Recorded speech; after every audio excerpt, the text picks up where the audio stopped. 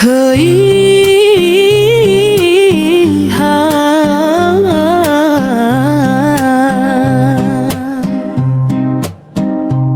Bila malam turun perlahan, suara rimba mulai berdendang.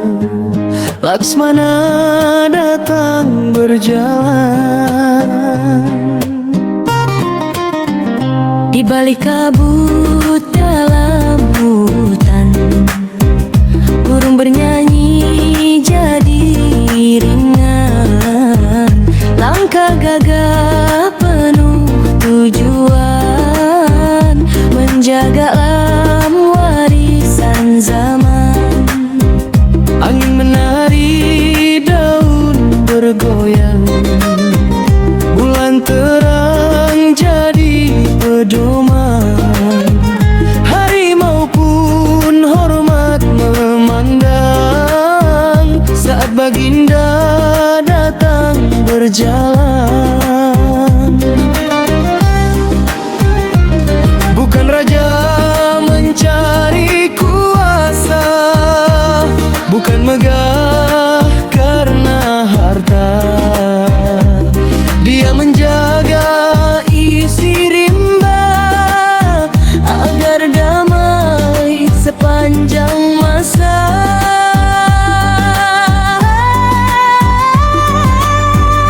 Laksmana raja di hutan, bersandar pada pepohonan. Suara angin jadi nyanyian, menggema sampai ke awan. Laksmana raja di rimba, datang gagah penuh cahaya. Walau gelap datang melanda, hatinya tetap perkasa.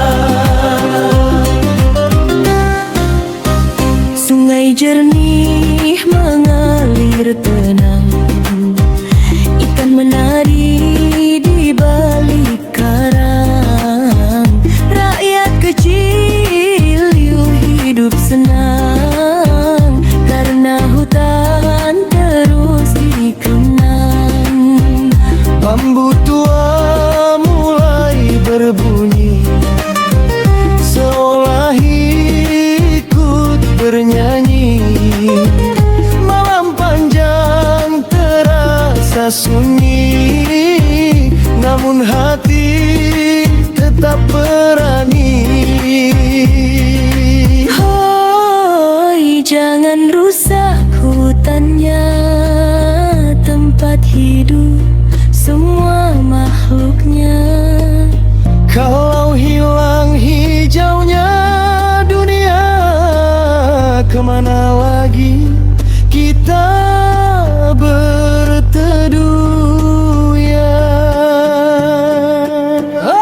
Laksmana raja di hutan, namanya hidup sepanjang zaman. Bukan karena emas berlian, tapi karena menjaga kehidupan. Laksmana raja di rimba, suara alam jadi irama. Selama bumi masih bernyawa, hutan hijau tetap dijaga.